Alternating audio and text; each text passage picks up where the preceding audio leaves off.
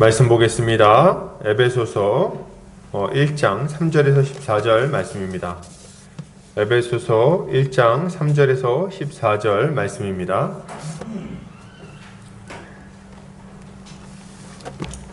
제가 봉독해 올리도록 하겠습니다.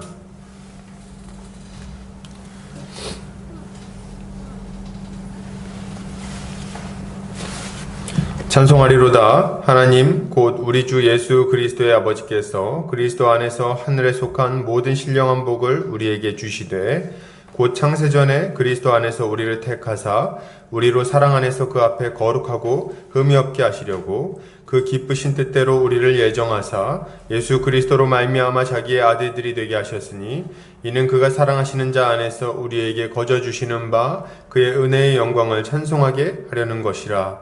우리는 그리스도 안에서 그의 은혜의 풍성함을 따라 그의 피로 말미암아 속량 곧 죄사함을 받았느니라.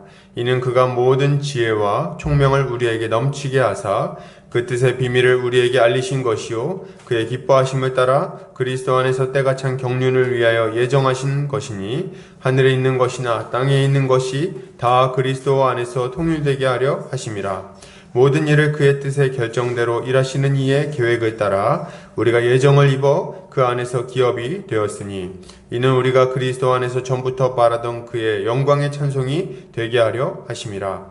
그 안에서 너희도 진리의 말씀 곧 너희의 구원의 복음을 듣고 그 안에서 또한 믿어 약속의 성령으로 인치심을 받았으니 이는 우리 기업의 보증이 되사 그 얻으신 것을 속량하시고 그의 영광을 찬송하게 하려 하심이라. 아멘. 에베소서 1장 3절에서 14절까지 하늘에 속한 신령한 복이라는 제목으로 말씀 보도록 하겠습니다. 이 시대는 감사와 찬양을 잃어버린 시대다라고 생각이 됩니다. 디모데후서 3장에 나오는 것처럼 감사하지 않고 거룩하지도 않게 살아가는 자들이 참 많이 있는 것 같습니다. 이건 믿지 않는 분들 뿐만 아니라 교회 안에서도 많이 일어나고 있는 일이라고 생각을 합니다. 이런 상황을 안타깝게 보는 분들이 많이 있는 것 같아요. 그래서 이제 이런 상황을 좀 어떻게 좀 해결하고 감사하는 삶을 살도록 하기 위해서 여러 가지 운동을 벌이기도 하고 동기부여를 하기도 합니다. 제가 봤던 어떤 목사님은 이제 감사 운동을 벌이시는 분이셨는데요. 그분은 이제 늘 감사라는 것을 이제 입에 달고 사셨습니다. 그래서 만나면 물어보시는 거죠. 오늘은 몇 감사하셨습니까? 물어보는. 들어보셨나요, 이런 거? 그래서 이제 저는 오늘 100감사했습니다. 이렇게 100감사가 뭐냐면 100가지 감사 기도 제목을 적었다는 거예요. 그래서 오늘은 300감사를 했습니다. 그러면 이제 그 정도밖에 안 하셨군요. 저는 1000감사를 했습니다. 이렇게 하는 굉장히 이제 감사를 강조하는 분이셨어요. 그것도 참 괜찮다 생각을 했지만, 한편으로는 이렇게도 감사를 하더라고요. 제가 암에 걸리지 않은 것에 감사합니다. 이런 식으로. 암에 걸렸으나 어떻게 한 걸 감사합니다. 이런 식으로 감사거리를 많이 찾아서 적으셨는데, 제가 들으면서,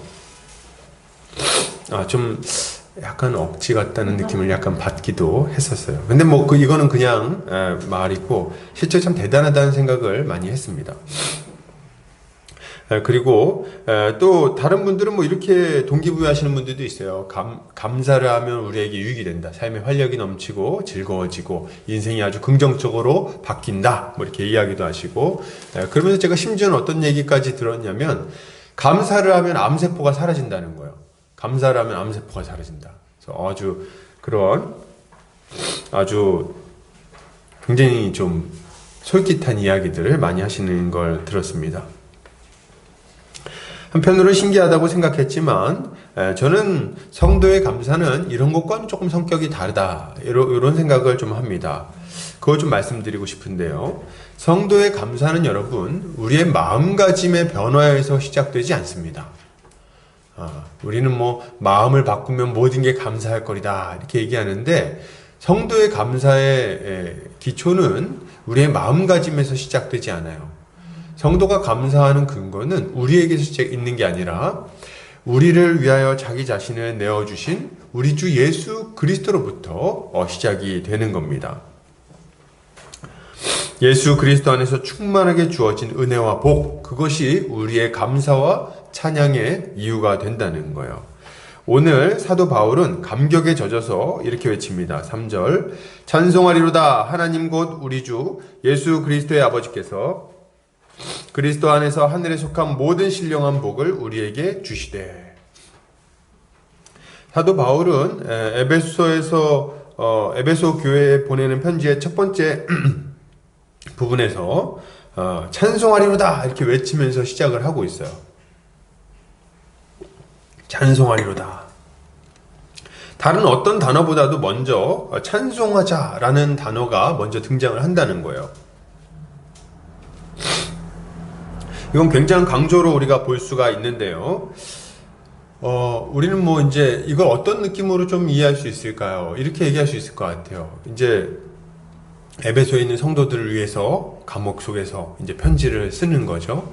자, 그들이 이제 어떻게 좀 잘 세워지도록 편지를 써야 될까? 먼저 하나님이 우리에게 베풀어 주신 은혜가 뭔지를 좀 써야겠다. 이제 펜을 들고 이제 쓰려고 딱 하는데, 그 은혜를 생각하니까 마음속에 그냥 은혜가 가득 차는 거예요. 우리를 위하여 예정하시고, 우리를 예정하시고, 우리를 위하여 예수 그리스도에 보내주시고, 십자가에 달려 우리를 속량하시고, 성령을 보내주셔서 우리를 새롭게 거듭나게 하시고, 인치시고, 보증하신 은혜를 생각할 때, 참 이게 참 견딜 수 없는 거죠. 그래서 어떻게 합니까? 이거 막 글 쓰려다가 말고 갑자기 딱 멈추고, 찬송하리로다 이렇게 하고 있는 거예요. 찬송하리로다. 지금 사도 바울은 하나님의 은혜를 생각하다가 도저히 참지 못하고 지금 이 찬양을 지금 하고 있는 것입니다. 그러면 사도 바울은 도대체 왜 이렇게 찬양을 했을까요? 3절에 보면 찬송하리로다 하나님 곧 우리 주 예수 그리스도의 아버지께서 그리스도 안에서 하늘에 속한 모든 신령한 복을 우리에게 주시되 이렇게 이야기를 하고 있어요. 사도 바울은 자신의 찬송의 이유를 하나님께서 하늘에 속한 모든 신령한 복을 그리스도 안에서 우리에게 충만하게 주셨기 때문이라고 말하고 있습니다. 우리가 주목해서 볼 표현은 뭔가요? 두 가지인데요. 첫 번째는 모든이라는 단어고요. 두 번째는 주시되라는 표현입니다. 뭐 세 가지로 하자면 가운데 신령한 복 이렇게 들어갈 거예요. 모든 신령한 복을 다 주셨다 이렇게 얘기를 하고 있는 거죠. 그러니까 이제 사도 바울이 찬양하는 이유는 굉장히 단순합니다. 하나님이 우리한테 우리가 받아야 할 혹은 우리가 기대조차 하지 못했을 만큼 아주 신령하고 충만한 복을 이미 그리스도 안에서 우리에게 충만하게 주셨기 때문에 그런 거예요. 그것을 아는 사도 바울은 그 복받은 자로서 하나님께 감사하고 찬양하지 않을 수 없는 거죠. 뭐 이런 걸 한번 생각해 보시면 어떨까요? 우리가 한 100억 정도 빚을 지고 있는데 그런 일은 없죠. 그 정도 빚지는 것도 능력이에요. 그래서 100억 정도 빚을 지고 있는데 갑자기 이제 어떤 분이 우리에게 1000억 정도를 다 공짜로 준 거예요. 그런 일 없죠? 그러나 이제 1000억 정도 공짜로 줬어요. 그렇게 했을 때 이제 빚을 다 갚고 이제 다 가족이 다 길거리 내앉게 생겼는데 그 1000억 때문에 이제 이걸 다 탕감했을 뿐만 아니라 이제 잘 먹고 잘 살게 됐을 때 그분에게 감사 편지를 쓰면 어떻게 쓰겠습니까? 뭐 어떻게 쓰겠어요? 감사합니다! 이거부터 쓰겠지 뭐. 그래서 이제 그 받은 거에 대한 그 감사가 충만해가지고 사랑합니다 뭐 이렇게 하면서 그냥 막 썼겠죠. 그러니까 그 감사가 자연스럽게 나오게 되는 거죠. 사도 바울이 찬양하는 이유도 굉장히 분명해요. 자신에게 필요한 그 모든 것들, 감히 자신의 능력으로는 받을 수 없고 누릴 수 없는 그 모든 것을 하나님께서 그리스도 안에서 우리에게 선물로 주셨기 때문에 그분에게 찬송을 올려드리는 것입니다. 자, 그러면 우리는 어떤 복을 받았을까요? 하늘에 속한 신령한 복은 도대체 뭡니까? 우리가 분명히 알고 누려야 할 복, 영원토록 하나님을 찬양하게 만드는 그 복이 도대체 무엇입니까? 본문을 통해서 함께 좀 살펴보려고 합니다. 오늘 이 1장 3절부터 14절까지를 좀 전체적으로 살펴보면은 이 하나님 나라의 신령한 복을 세 가지 차원에서 설명을 해줍니다. 첫 번째는 성부 하나님의 예정하시는 은혜. 두 번째는 성자 예수 그리스도의 속량하시는 은혜. 그리고 세 번째는 성령 하나님의 인치시고 보증하시는 은혜라고 말할 수 있을 것 같아요. 이 삼위 하나님의 구원 사역으로 인해 얻어진 우리의 구원, 이것이야말로 이 에베소 1장 3절부터 14절까지 이야기하고 있는 우리에게 하나님이 주신 복이라고 말할 수 있는 거죠. 하나씩 좀 살펴보도록 하겠습니다. 먼저 4절에 보면 이렇게 얘기합니다.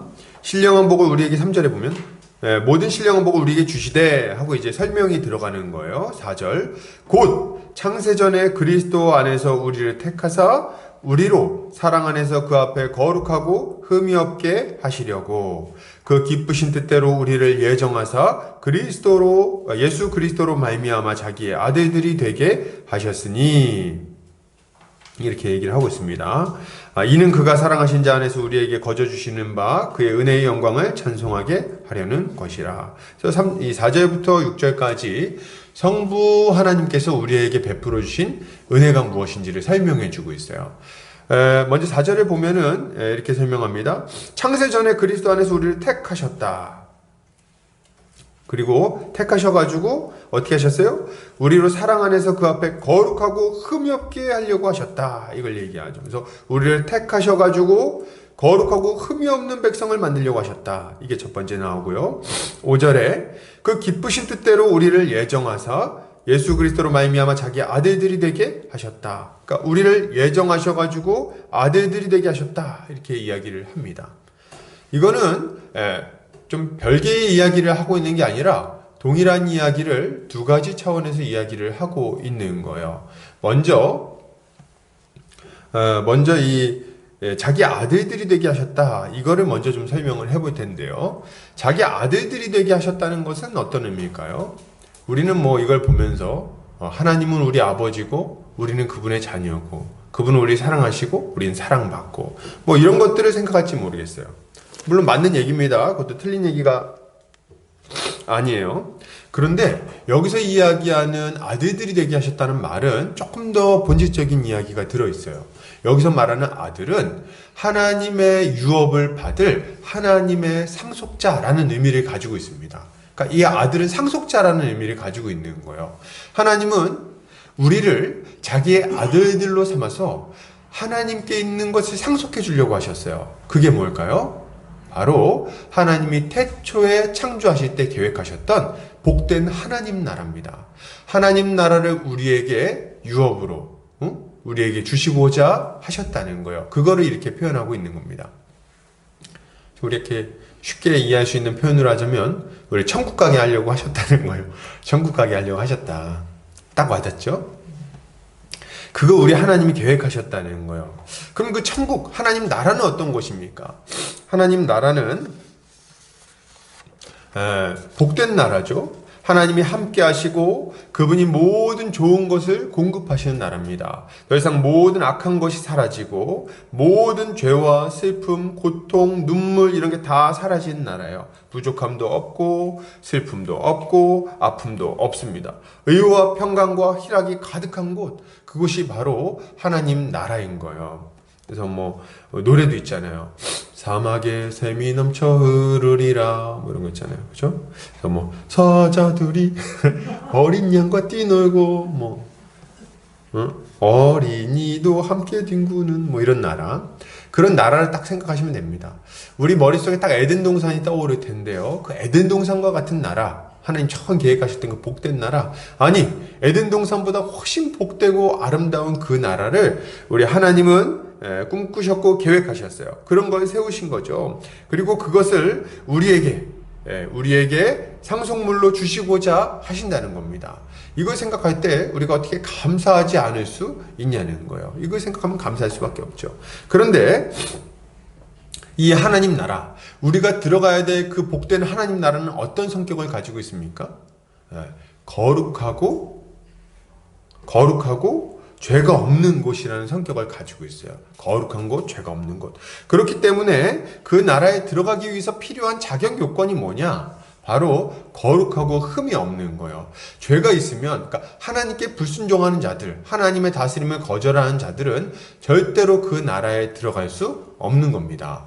그래서 하나님이 뭘 계획하신 거예요? 우리를 거룩하고 흠이 없게 만들려고 하신 겁니다. 그러니까 두 가지는 결국 같은 목적을 가지고 있는 거예요. 우리를 아들들로 삼는다는 것은 뭡니까? 우리를 상속자로 삼겠다는 것이고, 우리를 거룩하고 흠이 없는 자로 만드시겠다는 것은 무슨 의미입니까? 우리가 그 나라에 들어갈 자격을 갖도록 만들어 주신다는 거예요. 그러니까 결국 하나님이 우리를 예정하시고 택하시고 예정하셨는데요. 이유는 뭐냐? 하나님 나라에 들어가게 하시려고 이렇게 하셨다. 이렇게 얘기를 하고 있는 거죠. 그렇죠. 우리를 이 하나님 나라의 복에 참여하도록 하시려고 했는데요. 이것을 위해서 오늘 본문에서는 하나님이 어떻게 하셨다고 말하고 있습니까? 창세전에 우리를 택하시고 예정하셨다. 이렇게 얘기를 하는 거예요. 우리를 거룩하고 흠이 없는 자격을 갖추게 하시고 그 하나님 나라를 상속물로 받게 하시기로 예정하셨다. 이렇게 얘기를 한다는 거죠. 이게 오늘 성경에서 우리에게 가르치고 있는 중요한 하나님 나라의 복인 거예요. 하나님이 우리에게 주신 은혜인 거죠. 우리를 예정하셨다. 언제 예정하셨나요? 오늘 본문에 보니까 창세 전에 예정하셨다. 창세 전에 택하시고 예정하셨다. 이렇게 이야기를 합니다. 이것은 참으로 놀라운 이야기가 아닐 수 없습니다. 이거는 우리가 어머니 뱃속에서 눈도 못 뜨고 있을 때, 그죠? 아직 우리의 형질이 전혀 이루어지기도 전에 하나님께서 우리를 미리 아시고 우리를 택하시고 예정하셨다고 말하고 있는 거예요. 그러니까 우리가 어떤 선한 행위를 해서 하나님 앞에 하나님께 만족을 드릴 만한 뭔가를 하기 전에, 하나님이 원하시는 어떤 행위를 하기도 전에 우리를 택하시고 우리를 자녀 삼기로 결정을 하셨다는 거죠. 이게 지금 오늘 본문에서 가르치고 있는 겁니다. 우리가 받은 복이에요, 이게. 어떤 분들은 뭐 이런 얘기를 하면은 받아들이기 좀 힘들어요. 하나님께서 우리를 창세전에 예비하셨습니다. 우리 예정하셨어요. 우리 구원하기로 결정하셨어요. 이렇게 얘기했을 때 막 좀 기분이 안 좋으신 분들이 있나 봐요. 그래서 뭐라고 얘기를 합니까? 아니, 목사님, 하나님은 왜 어떤 사람들은 예정하시고 어떤 사람들은 예정하지 않으십니까? 불공평한 거 아닙니까? 이렇게 얘기를 막 하는 거죠. 제가 참 이렇게 얘기할 때 참 당황스럽습니다. 왜 이렇게 따져 묻는지 저는 잘 모르겠는데, 저한테 이제 왜 그러셨습니까? 물어보면 잘 모르겠어요, 저도. 성경에서 안 나와요. 왜 우리를 택하시고 저 사람들 안 택하셨습니까? 몰라. 아니야. 우리가 좀 더 괜찮은가요? 아니야. 그렇진 않아. 근데 그냥 택하셨어요. 이거 불공평한 거 아닙니까? 안 불공평해. 안 불공평해. 어떻게 보면 불공평하죠? 근데 이 불공평이 우리가 할 수 있는 얘기는 아니에요. 왜요? 우리는 그 불공평함 때문에 굉장히 유익을 얻었잖아요. 구원을 받은 거잖아요. 근데 막 계속 그렇게 묻는 거죠. 불공평한 거 아닌가요? 저는 그런 생각을 합니다. 하나님이 알아서 하시겠죠. 그만 물어보세요. 뭐 그걸 왜 불공평 아닌 거 아닙니까? 어떡하라고 그걸 나한테 그렇게 막 따져 묻습니까? 저는 이렇게 물어보고 싶어요. 왜요? 왜 물어보는 거죠? 본인이 하나님보다 더 공평한 것 같아서 이렇게 물어보시는 겁니까? 하나님보다 더 공평하게 어떤 사람들을 다 구원할 거로 생각하는 거예요? 그것 때문에 본인이 하나님보다 더 선하고 공평한 사람이라는 걸 좀 얘기하고 싶은 겁니까? 하나님이 알아서 하시겠죠. 하나님이 우리를 택하셨을 때 하나님의 그 기준이 뭔지는 모르겠어요. 기준은 없는 것 같아요, 내가 보니까. 특별히 우리가 뭐 하나님 앞에 충성스러웠던 게 아니기 때문에. 하나님께서 근데 우리를 이유는 모르겠으나 택하셨고 예정하셨다는 겁니다.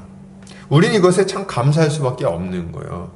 우리가 이것을 만약에 논쟁거리로 삼으려고만 하지 않는다면 이 가르침은 우리의 마음에 큰 확신과 평안을 가져다 주게 됩니다. 왜요? 우리의 구원이 우리의 능력이나 행위에 달려있지 않다는 것을 우리에게 알려주기 때문에 그렇습니다. 우리의 구원이 우리의 행위에 달려있지 않다는 거예요. 우리가 태어나기도 전에 정해졌으니까. 여러분, 만약 하나님의 구원이 우리의 조건이나 우리의 행위에 달려있다고 한다면 그것은 우리에게 정말 참을 수 없는 중압감을 가지고 올 거예요. 아마도 우리는 큰 두려움과 절망에 빠질지도 모르겠습니다. 여러분, 좀 과격하게 얘기해서 내가 어떻게 하느냐에 따라서 영원한 지옥불에 떨어지냐 마냐가 결정된다고 한다면 그것도 조금만 잘못하면 거기에 떨어져 버리는 거예요. 그렇게 생각하면요, 정말 그 부담감은 이루 말할 수 없을 거예요. 그리고 우리는 절망할 수밖에 없을 겁니다. 왜요? 우리는 하나님의 기준을 만족시킬 만큼 의로운 자들이 아닐 뿐만 아니라 신실한 자들도 아니기 때문에 그래요. 우리는 어떤 자들입니까? 하루에도 12번씩 넘어지는 자들이에요. 하루에도 12번씩. 하나님 앞에 잘 살겠다고 눈물로 고백하고 나서도 다음 날이면 똑같은 죄를 또 짓는 자들이 누굽니까? 우리예요. 그러니까 만약 우리의 행위나 우리의 조건에 따라서 우리의 구원 여부가 결정된다고 한다면 우리는 그 두려움을 어떻게 이겨낼 겁니까? 그 중압감을 어떻게 이겨낼 거예요? 그 하나님의 조건을 어떻게 만족시키겠냐는 거예요. 우리는 날마다 좌절하고 날마다 절망하고 날마다 두려움에 빠져서 살아갈 수밖에 없을 거예요. 그런데 말이죠, 오늘 성경에서는 이런 우리의 두려움을 깨끗하게 날려버리는 놀라운 가르침을 우리에게 주고 있다는 겁니다. 그게 뭡니까? 우리가 어떤 행위도 하기 전에, 우리가 하나님의 마음에 들만한 어떤 모습을 갖추기 전에, 우리가 엄마 뱃속에서 이렇게 그냥 세포 하나가 만들어지기도 전에, 이 세상이 만들어지기도 전에 그 영원 전부터 우리 하나님은 우리를 구원하기로 결정하셨다는 거예요. 우리가 태어나기도 전에 우리 미리 보셨어요. 먼저 보시고, 그리고 우리 이름을 불러주시고 우리를 구원하기로 계획하시고 작정하셨어요. 그리고 때가 되면 우리를 부르겠다고 결정하신 거죠. 이것이 우리 하나님이 우리에게 베풀으신 은혜입니다. 우리의 어떤 조건과도 상관없이, 우리의 어떤 행위와도 상관없이 우리 주님의 전적인 은혜로 이 모든 일이 이루어지게 된 거예요. 그 결과 우리는 거룩한 하나님의 자녀들이 되어서 그 복된 하나님 나라를 유업으로 받게 되는 거죠. 이게 오늘 본문에서 우리에게 가르치고 있는 하나님이 베풀어 주신 은혜인 겁니다. 우리 이걸 좀 주목해서 볼 필요가 있는 거예요. 이때 우리가 한 가지 더 주목해야 할 표현이 있는데 그게 뭡니까? 하나님께서 우리를 예정하셨는데 어떻게 예정하셨어요? 그 기쁘신 뜻대로 우리를 예정하셨다. 그 기쁘신 뜻대로 하나님은 우리를 택하시고 예정하셨다고 말하고 있는 거예요. 저는 이 표현을 우리가 그냥 넘어가지 말고 잘 기억했으면 좋겠어요. 왜냐하면 이 시대의 많은 성도들이 하나님이 우리를 기뻐하신다는 사실을 잘 모르기 때문에 그렇습니다. 잘 모르는 것 같아요. 그럼 다 어떻게 생각하냐니까 이런 생각하는 거예요. 하나님이 날 구원을 해주시겠지, 예수님 얼굴 봐서. 그러나 나를 기뻐하진 않으실 거야. 왜냐하면 내가 나를 봐도 별로 마음에 안 들거든. 내가 하는 짓거리를 보면 나도 내가 왜 이런지 모르겠거든.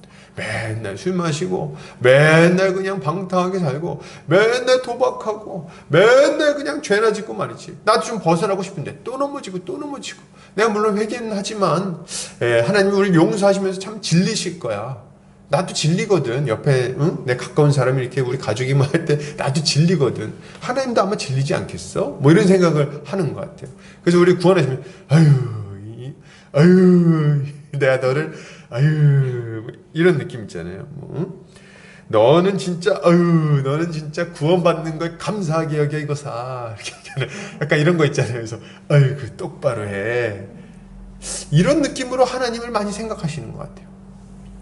그래서 늘 교회 나와서 예배드리고 찬양하면서도 한쪽 구석에서 고개를 숙이고 있는 거죠. 하나님이 나를 그렇게 기뻐하지는 않으실 거야. 그러다 좀 뭐 안 좋은 일 있으면 아이고 그렇지 이럴 줄 알았지. 하나님 드디어 한 대 때리셨구나. 이렇게 생각하는. 근데 이거는 하나님의 마음을 너무 모르는 거예요.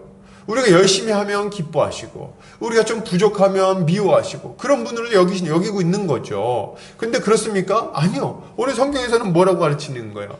우리가 어떤 행위도 하기 전에, 우리가 태어나기도 전에 하나님은 그 기쁘신 뜻대로 우리를 예정하시고 택하셨다고 가르치고 있는 거예요. 그러니까 태어나기도 전에, 우리가 창조되기도 전에, 우리가 그 조성되기도 전에, 어떤 선한 행위도 하기 전에 우리 하나님은 이미 우리를 아주 충만하게 기뻐하셨다.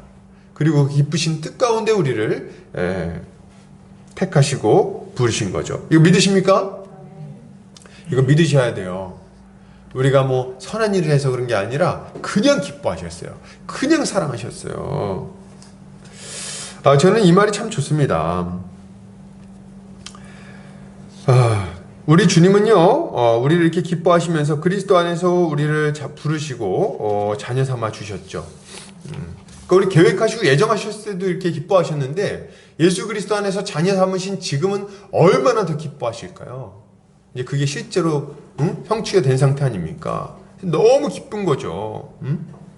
뭐 저도 아들이 한 명 있는데, 저도 이제 아들이 이제 뱃속에 있을 때부터 제 뱃속에 있지는 않았죠. 근데 뱃속에 있을 때부터 아주 너무 사랑스럽고 기대가 되더라고요. 그래서 뱃속에 있을 때부터 제가 가가지고 막 노래도 불렀어요. 곰세 마리가 막 이제 배에 있을 때 배에다 대고 막 불러주고 막 했던 게 생각이 납니다. 아직 얼굴도 못 봤는데 애가 뭐 제가 기뻐할 만한 어떤 행위를 했나요?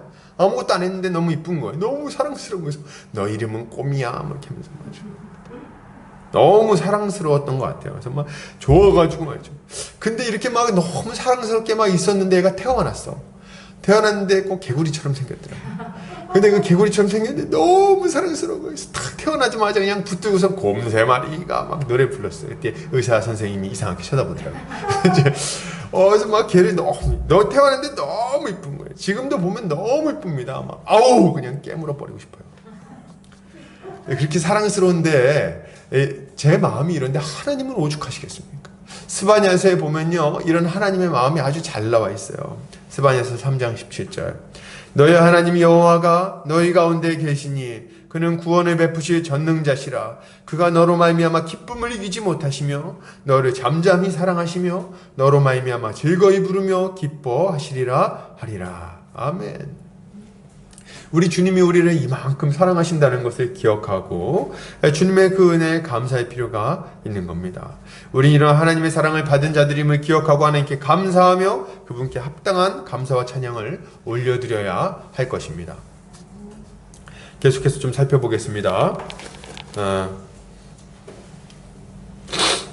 우리가 거룩하고 흠이 없는 하나님의 자녀가 되게 하기로 우리 주님은 예정하셨는데요. 이 하나님의 예정은 이제 어떻게 됩니까? 이루어집니다. 어떻게요? 성자 예수 그리스도의 속량을 통해서 이 일이 이루어지는 거예요. 자, 우리 7절 같이 한번 읽겠습니다. 시작. 우리는 그리스도 안에서 그의 은혜의 풍성함을 따라 그의 피로 말미암아 속량 곧 죄사함을 받았느니라. 하나님께서 우리를 예정하시고 거룩하고 흠이 없는 하나님의 자녀들로 만들기를 원하셨는데 어떻게 그렇게 만드셨냐는 거예요. 어떻게 그렇게 만드셨습니까? 예수 그리스도를 보내셔서 우리를 속량하게 하심으로 우리의 죄를 깨끗하게 없애주시고 하나님의 자녀가 되게 만들어 주신 거예요. 이게 예수 그리스도를 통해 우리에게 베푸신 하나님의 은혜인 겁니다. 우리 주님이 오셔서 하신 일은 갈라디아서에 아주 잘 설명이 되어 있습니다. 갈라디아서 3장 13절입니다. 그리스도께서 우리를 위하여 저주를 받은 바 되사 율법의 저주에서 우리를 속량하셨으니 기록된 바 나무에 달린 자마다 저주 아래 있는 자라 하였음이라. 아멘. 예수 그리스도는 우리를 위하여 저주를 받은 바 되셨습니다. 그분은 나무에 달려서 저주를 받으셨고 그걸 통해서 우리가 받아야 될 모든 저주, 우리가 감당해야 될 모든 형벌을 대신 받으셨어요. 그래서 예수 그리스도의 죽음을 어떤 죽음이라고 부릅니까? 형벌 대속적 죽음이라고 부르는 거예요.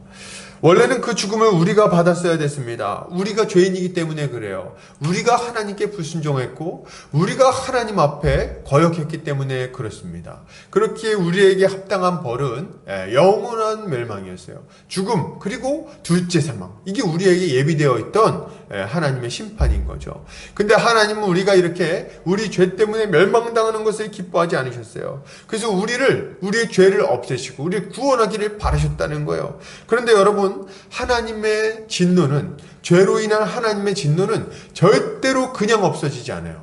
절대로 그냥 없던 것으로 칠 수가 없습니다. 왜냐하면 하나님은 공의로운 재판장이시기 때문에 그런 거예요. 죄를 지었는데 못 본 채 하고 넘어가는 것은 하나님의 선택지에는 없는 거예요. 하나님은 반드시 죄를 심판하십니다. 하나님의 진노가 누그러지기 위해서는 반드시 형벌이 집행돼야 돼요. 죄에 대한 형벌이 집행되는 것을 통해서만 하나님의 진노는 누그러지고, 그리고 하나님이 우리를 받아들이실 수 있게 되는 거예요.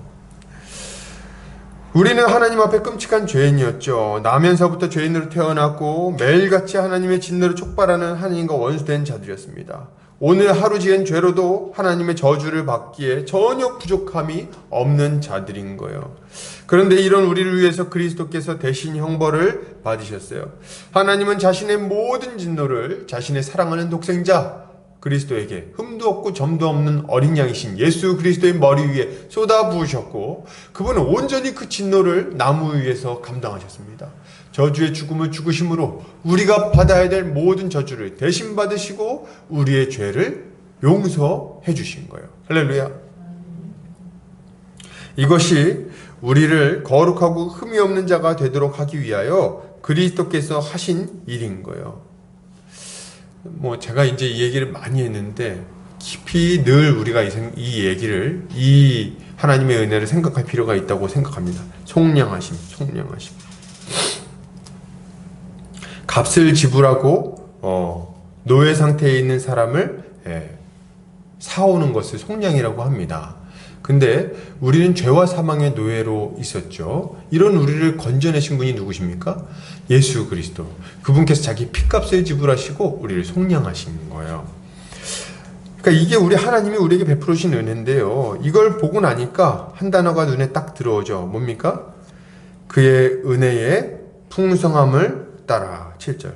그의 은혜의 풍성함을 따라. 이 모든 것은 하나님의 그 풍성한 은혜로 말미암아 일어난 일인 거예요. 우리가 감히 생각하기도 힘든 하나님의 그 은혜의 풍성함. 이것이 우리가 기억해야 될 하나님의 은혜인 겁니다. 여러분, 근데 이제 이거 우리가 많이 들었던 얘기인데요. 조금 더 넓은 차원에서 한번 얘기를 해볼게요. 조금만 더 넓은 차원에서. 이 일은 작게는 한 개인에게 일어난 일이기도 하지만 좀 더 넓은 관점에서는 이 세상 전체를 향한 하나님의 큰 구원 경륜 안에서 일어난 일이라고 말할 수 있습니다. 그러니까 하나님이 우리 한 사람을 위해서도 예수님을 보내셨을 거다 이렇게 얘기하는 것도 맞아요. 근데 그렇게만 보는 것은 구원을 너무 개인적으로만 이해하는 거예요. 우리 개개인의 구원은요, 이 세상 전체를 향한 하나님의 그 구원 경륜 안에 포함되어 있는 겁니다. 하나님의 그 큰 구원 계획 안에서 우리 개개인이 구원받는다는 거예요. 이거를 꼭 이해해야 됩니다. 하나님의 계획이 뭔지를 알 수 있기 때문에 그래요. 하나님은 태초에 복된 하나님 나라를 창조하시고 우리가 그 가운데 행복하게 살아가기를 원하셨습니다. 행복하게 살아가게 만드신 거예요. 이것이 바로 하나님의 선하신 뜻을 중심으로 만물이 통일되어 있는 모습이라고 말할 수 있겠습니다. 그래서 처음 하나님께서 이 세상을 만드셨을 때 만물이 아주 복되고 질서 있고 아름다운 모습으로 통일되어 있었어요. 통일된다는 것을 여러분 우리의 소원은 통일 이렇게 얘기하잖아요. 근데 이 통일이라는 것을 어떤 것을 기준으로 삼아서 질서 잡혀 있는 상태라고 우리가 설명을 한다면, 그러면 이 통일을 좀 더 잘 이해해 볼 수 있을 것 같아요. 하나님의 다스림 하에서 모든 것이 질서 잡혀 있는 상태, 아주 복된 상태, 아주 바른 상태, 이것을 통일된 상태라고 말할 수 있겠죠. 그래서 처음에 하나님은 이 세상 전체를 아주 통일된 상태로 창조하신 거예요. 그리고 우리가 그 가운데서 질서 가운데 거하며 하나님의 다스림 안에서 행복을 누릴 수 있게 만들어 주신 거죠. 이게 하나님의 계획이었습니다. 그런데 말이죠, 인간이 범죄했어요. 인간이 범죄해서 하나님 먹지 말라고 말씀하신 선악과를 따먹었습니다. 이거는 하나님같이 되고 싶은 마음에서 하나님을 거역한 거예요. 그 결과는 뭐였습니까? 하나님이 창조하신 복된 나라에서 쫓겨나 이 모든 복을 잃어버리게 되는 결과로 찾아왔어요. 하나님 안에서 통일된 상태였던 이 세상이, 이 하나님 나라가 어그러지기 시작한 거예요. 이 통일이 깨어지게 된 겁니다. 이 질서 있고 아름다웠던 모습이 무질서하고 혼돈스러운 상태로, 그리고 아주 저주스러운 상태로 바뀌게 된 거예요. 하나님께 불순종한 인간의 죄로 말미암아 이런 상태가 되었다는 거예요.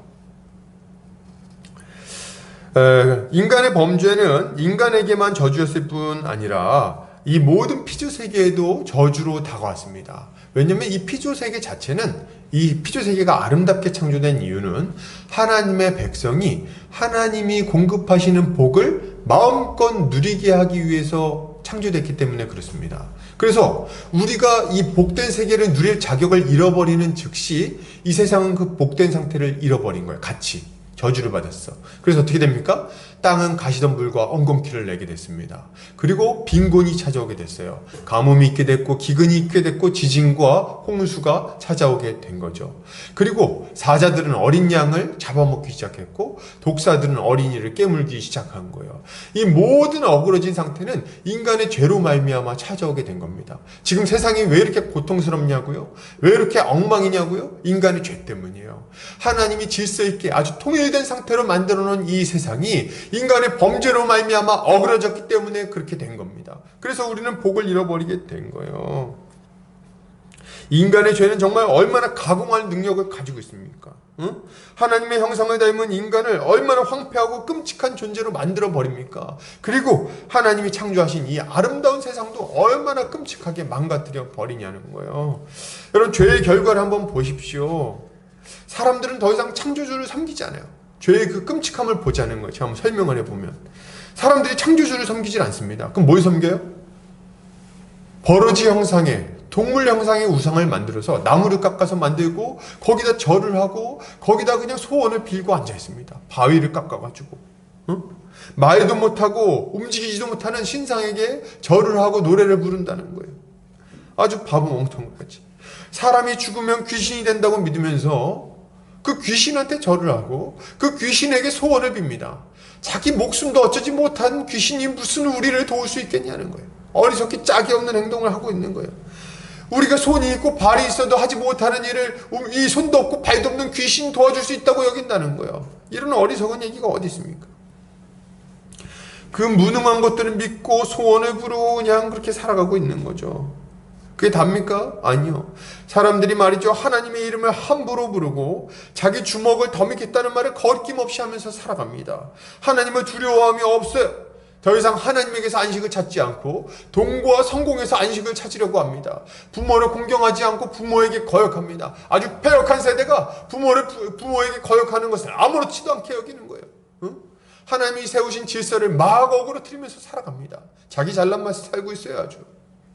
그게 끝입니까? 아니요. 사람들은 형제를 미워합니다. 살인합니다. 부끄러움 없이 간음을 행하고 뻔뻔한 낯으로 돌아다닙니다. 응? 이웃의 것을 빼앗아서 부를 이루고 그것을 자랑해요. 거리낌 없이 거짓말을 하고 이웃을 비방하죠. 그들은 악한 욕심에 완전히 사로잡혀서 탐욕스럽게 죄를 지으면서 살아가는 거예요. 그 결과는 뭡니까? 그 결과는 너무 뻔한 거예요. 하나님이 주시고자 했던 이 복된 하나님 나라의 그 모든 안식을 잃어버리고 아주 끔찍하고 비참한 저주스러운 상태 가운데 계속해서 고통스럽게 살아가게 되는 거죠. 수치스럽고 비참하기 짝이 없는 인생을 살게 된다는 거예요. 이것이 하나님을 거역한 인간이 처하게 된 상황인 거죠. 여러분, 그런데 말이죠, 하나님은 이런 우리를 포기하지 않으셨어요. 인간이 이런 상태에 있지만 하나님이 이런 우리를 포기하지 않으십니다. 우리를 구원하기로 결정하셨어요. 그리고 그 구원을 이루어 가시는 거죠. 하나님은 인류를 아담의 범죄 이후에 즉각 심판하지 않으십니다. 다시 회복시키겠다는 약속을 주시고 그 약속을 신실하게 이루어 가시는 거예요. 그리고 인류의 역사의 절정에서 자신의 아들 독생자 예수 그리스도를 보내셔서 여자의 후손이자 아브라함의 후손이자 모세와 같은 선지자이자 다윗의 뿌리이자 장차올 언약의 사자이신 예수 그리스도를 보내셔서 자신의 그 구원 약속을 성취하시는 거예요. 이 예수 그리스도는 이 땅에 오셔서 자기 목숨을 모든 사람들을 대신하여 대속물로 내어주심으로 죄의 문제를 해결하시고 이 하나님께 불순종하여 어그러져 있던 자들이 다시금 하나님께 순종하는 백성이 될 수 있도록 만들어 주셨습니다. 그래서 다시금 이 세상이 예수 그리스도 안에서 통일된 모습으로 회복되도록 만들어 주시는 거예요. 하나님은 예수 그리스도를 통해 이 파괴된 피조물들이 다시금 새롭게 재창조되어서 태초의 그 복된 모습으로 회복되도록 만드십니다. 하나님의 이 새 창조, 재창조는 예수 그리스도의 부활을 통해 시작되었고 성령의 역사로 말미암아 지금 진행되고 있는 거예요. 그리고 우리 주님이 재림하시는 그날에 이 하나님의 창조는, 새 창조는 완성될 것입니다.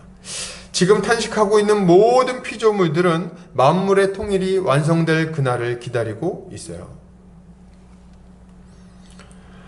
그날이 오면 모든 어그러진 것들은 바로잡히게 될 것이고 태초의 아름다웠던 모습을 회복하게 될 겁니다.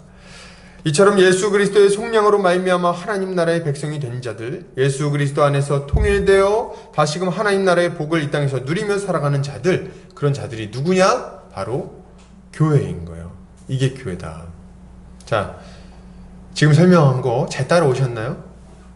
간단하게만 설명하면 하나님이 통일된 상태의 세상을 만드셨는데 인간의 범죄로 말미암아 이게 어그러졌죠. 근데 예수님을 보내셔서 이걸 다시금 통일시키는 일을 하기 시작하셨어요. 어떻게 통일시키셨는데요?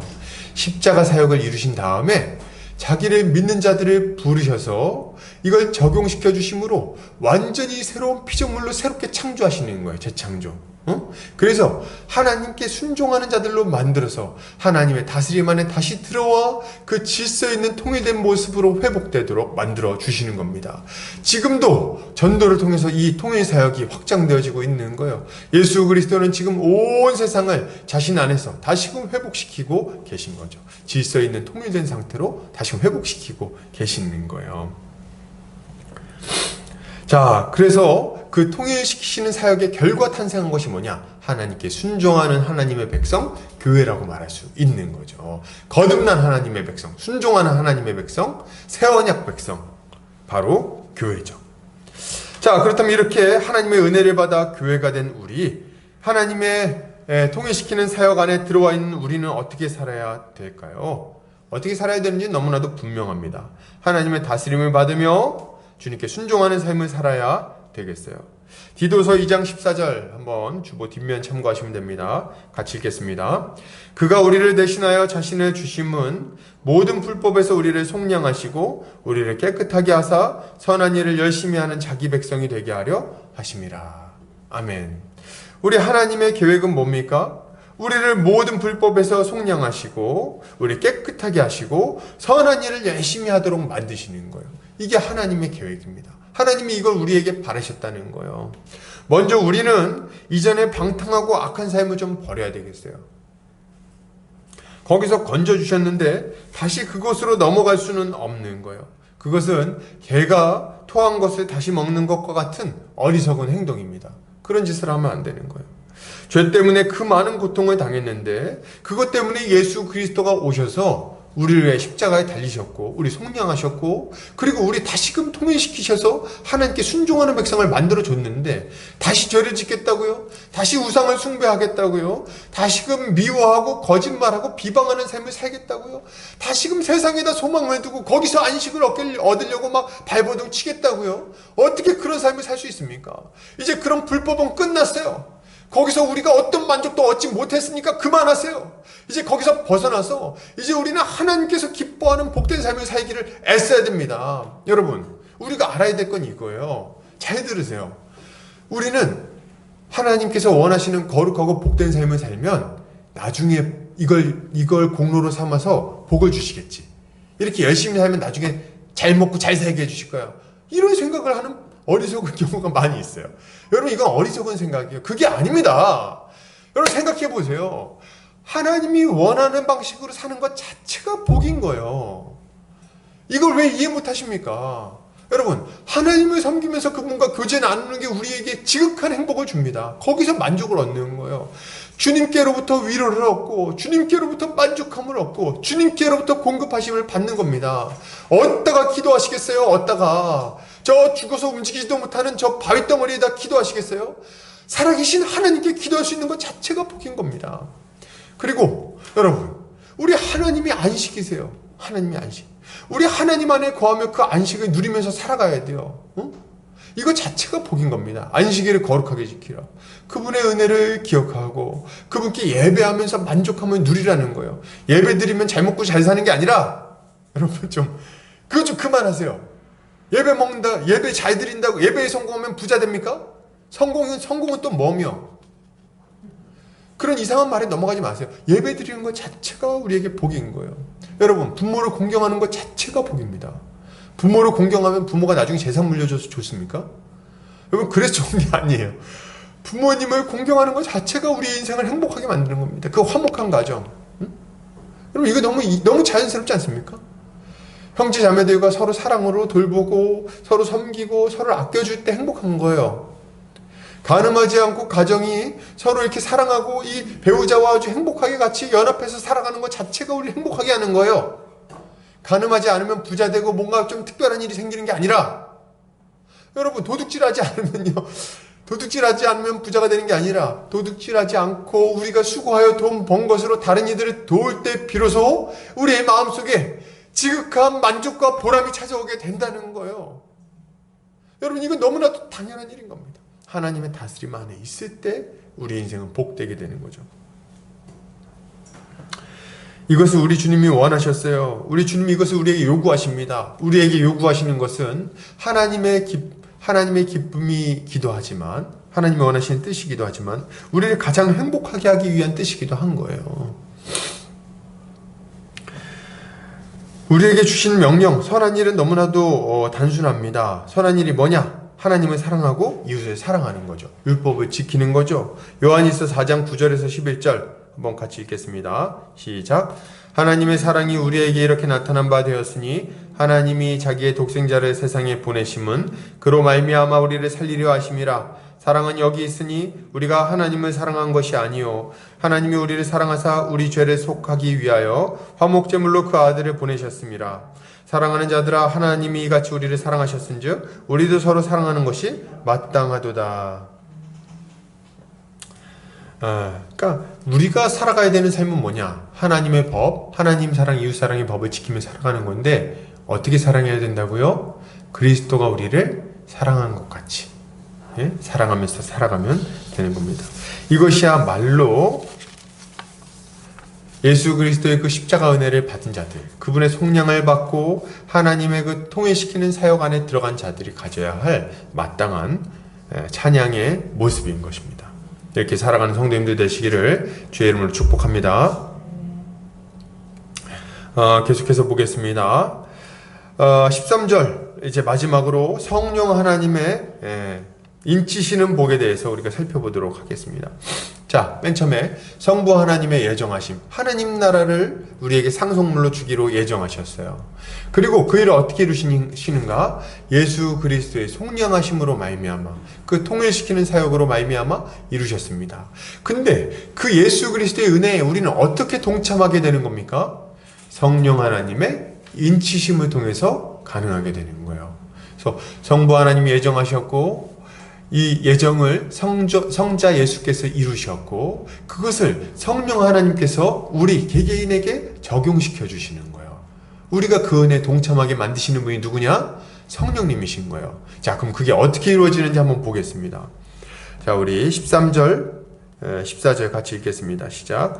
그 안에서 너희도 진리의 말씀 곧 너희의 구원의 복음을 듣고 그 안에서 또한 믿어 약속의 성령으로 인치심을 받았으니 이는 우리 기업의 보증이 되사 그 얻으신 것을 속량하시고 그의 영광을 찬송하게 하려 하심이라. 아멘. 자, 13절에 보니까 그 안에서 너희도 진리의 말씀 곧 너희의 구원의 복음을 듣고 그 안에서 또한 믿어 약속의 성령으로 인치심을 받았다. 이렇게 얘기를 하고 있어요. 그래서 성령께서 어떻게 우리 안에 들어와, 성령께서 어떻게 우리 안에 들어와서 우리를 하나님의 백성 되게 만들어 주시는가? 그걸 여기서 알려주는 거예요. 어떻게요? 우리가 하나님의 말씀을 들을 때에 믿을 때 성령께서 인치셨다 이렇게 얘기를 하는 거예요. 이게 참 놀랍죠? 결국 우리가 어떻게 예수를 믿게 되고 구원받는지에 대해서 이야기하고 있는 겁니다. 예수 그리스도의 만물을 통일되게 하시는 이 일에 우리가 어떻게 동참할 수 있는가 할 때 자동으로 되는 게 아니라 진리의 말씀을 듣고 믿음으로 가능하게 되는 거예요. 예수 그리스도의 십자가 복음을 들어야 되는 겁니다. 그러면 어떤 일이 일어나요? 예수 그리스도의 십자가 복음을 들으면 어떤 일이 일어납니까? 믿음이 생겨요. 로마서 10장 17절 같이 읽겠습니다. 시작. 그러므로 믿음은 들음에서 나며 들음은 그리스도의 말씀으로 말미암았느니라. 예, 우리가 말씀을 들으면요, 말씀이 우리 안에서 역사합니다. 말씀이 우리를 설득해요. 왜냐하면 진리의 영이신 성령께서 말씀이 선포되는 그 자리 가운데 역사하시기 때문에 그렇습니다. 그래서 우리의 굳어진 마음이 열어지고 하나님의 말씀이 믿어지는 거예요. 그리고 믿는 우리 안에 성령께서 찾아오셔서 우리가 예수 그리스도와 한 몸 되게 만들어 주심으로 그분의 그 모든 공로를 받아 구원을 얻게 만드시는 거예요. 할렐루야. 진리의 말씀을 들을 때 진리의 영이신 성령께서 들어와서 하나님의 백성으로 우리를 거듭나게 만드신다는 거예요. 자, 참 이런 얘기를 들으면은 어떻게 그런 일이 있을 수 있습니까? 이건 경험해봐야 알아요. 경험해봐야 알아요. 이거 신비한 일인데요. 우리는 이런 생각합니다. 내가 예수를 믿었다. 이렇게 생각하는 경우가 많아요. 그래서 내가 어느 날 교회 나가기로 결정했고, 내가 나와서 이제 교회에서 말씀 듣다 보니까 저 말이 맞는 것 같아서 내가 믿었다. 이렇게 생각하는 경우가 참 많다는 거예요. 그런데 여러분, 그렇지 않아요. 그렇지 않아. 우리가 믿고 싶어서 믿은 게 아닙니다. 여러분 주변에 그런 분들이 있을지 모르겠어요. 저도 믿고 싶은데 안 믿어져요. 이렇게 얘기하시는 분들이 있을 거예요. 여러분, 너무 당연한 일입니다. 우리의 믿음은요, 자연스러운 게 아니에요. 원래 우리 모습을 생각해 보세요. 저는 제 자신을 보면서 그런 생각을 많이 합니다. 저는 예수 믿는 분들을 별로 안 좋아하던 사람이었어요. 예수쟁이들, 아주 이상한 사람들이라고 여겼던 사람입니다. 그래서 교회 다니는 걸 별로 안 좋아했고 반박하고 다투고 막 했어요. 어쩌다가 이제 교회를 나가게 됐습니다. 근데 교회에 들어가서 말씀을 듣는데 처음에는 어떤 느낌이 들었냐면 말도 안 되는 소리 하고 있다. 말도 안 되는 소리 하고 있다. 저런 얘기 아니야. 말도 안 된다. 근데 말이죠. 한 번 듣고 두 번 듣고 세 번 듣고 이렇게 하면서 마음이 바뀌는 거예요. 어떻게 해요? 이상한데? 정말 그런가? 맞는 것 같기도 하고 맞는데? 그러다 어느 순간 어떻게 됩니까? 이야, 저거구나. 저게 진리구나. 저게 맞구나. 진짜 우리는 죄인이고 하나님의 심판이 정말 있구나. 살아계신 하나님이 우리를 지켜보고 계시구나. 이런 하나님께 나아갈 수 있는 유일한 길은 예수 그리스도밖에 없구나. 이걸 알고 받아들이게 되는 거예요. 근데 이게 어떻게 일어나는지는 잘 모르겠어요. 어디서부터 시작됐습니까? 몰라. 성령이 어디서부터 와서 어디로 가는지 알 수 없는 것처럼 하나님의 그 작업이 있는 거예요. 근데 이게 정말 신비로운 영역이에요, 이게. 우리 언제 믿게 되셨어요? 모르겠어요. 우리가 이제 교회 가보겠다고 결정하는 그 순간입니까? 아니면 교회에 와서 앉아있다가 말씀을 듣는 그 순간인가요? 아니면 그 전에 친구가 와가지고 교회 한번 나가보자고 하는 그 순간입니까? 알 수가 없어요. 바람이 어디서부터 와서 어디로 가는지 모르는 것처럼 성령께서 어느 순간 우리의 마음을 조금씩 움직이시고 가난해지게 만드셔서 이 자리에 나오게 하시고 말씀을 듣게 하시고 그리고 녹아지게 하시고 말씀을 믿음으로 받아들이게 만들어주시는 거예요. 그 결과 뭡니까? 우리는 하나님의 백성이 되는 거죠. 우리가 예수를 믿으면요, 어떤 일이 일어납니까? 약속의 성령으로 인치심을 받아요. 여기 보니까 약속의 성령으로 인치심을 받았으니, 약속의 성령으로 인치심을 받았으니, 성령께서 우리 가운데 찾아오셔서 우리에게 도장을 찍어주신다. 성령으로 도장이 찍혔다. 이런 의미라고 볼 수 있습니다. 당시 도장은 가축들에게 찍는 거예요. 도장. 근데 이 도장은 가축이 누구의 소유인가를 알려주는 역할을 했습니다. 그래서 주인이 누구냐. 그래서 예를 들면 제 양이나 소나 뭐 이런 가축이면요, 거기다 이제 A자를 딱 찍는 거죠. 치 이렇게. 왜요? 이제 제 거라고 이제 알려주는 거예요. 그래서 이 인치심, 성령께서 인치셨다 이런 말은 어떤 걸 보여줍니까? 성령이 우리 안에 들어오셔서 우리를 하나님의 소유가 되게 하신다는 것을 알려주는 거예요. 그래서 우리는 이제 예수 그리스도의 그 성령으로 말미암아 하나님의 소유된 자들이 되는 겁니다. 우리가 믿을 때 이 일이 일어나는 거예요. 하나님의 소유가 된다. 그리고 이때 도장은 어떤 도장입니까? 인주도장이 아니라 불도장이죠. 뜨거운 인주로 해서 콱 찍잖아요. 그럼 이제 이건 지워져요, 안 지워져요? 안 지워지죠. 그래서 성령이 우리 안에 들어오실 때는요, 이제 한번 왔다 나갔다 들어갔다 나갔다 이렇게 안 하십니다. 딱 들어오시면은 안 나가세요. 딱 들어와서 넌 내 거야 딱 붙드시고, 그리고 우리 안에서 계속해서 영원까지 함께 하시는 겁니다. 그리고 이 함께 하시는 그 성령께서 우리의 보증이 되어 주세요. 성령이 우리 안에 들어온다는 것은 그 순간 우리가 하나님의 것이 되었다는 것을 보여줄 뿐만 아니라 우리가 하나님 나라에 들어가는 그 순간까지 안전할 수 있도록 우리를 지켜주시는 일도 우리 성령께서 하십니다. 이게 보증이 된다 이렇게 얘기를 하는 거예요. 이게 우리 주님께서 하시는 일입니다. 우리는 이렇게 예수를 믿고 나서도 불안한 마음이 많이 있습니다. 어떤 마음이요? 목사님, 근데 우리가 예수를 잘 믿긴 믿는데 중간에 넘어지면 어떡하죠? 고난이 심해서 중간에 배교하면 어떡하죠? 믿음을 저버리면 그럼 혹시 구원 못 받는 거 아닐까요? 이런 걱정과 두려움이 우리에게 조금씩 있다는 거예요. 근데 여러분 걱정하지 마세요. 왜냐하면 우리 주님이 성령을 우리에게 보증으로 주셨다고 이야기합니다. 성령을 선입금으로 받았어요. 그래서 이 성령이 확실한 보증이 되어서 우리의 구원이 취소되지 않게 만들어 주시는 거예요. 믿으시기 바랍니다. 우리 안에 들어오신 성령님은 우리를 붙들어 주십니다.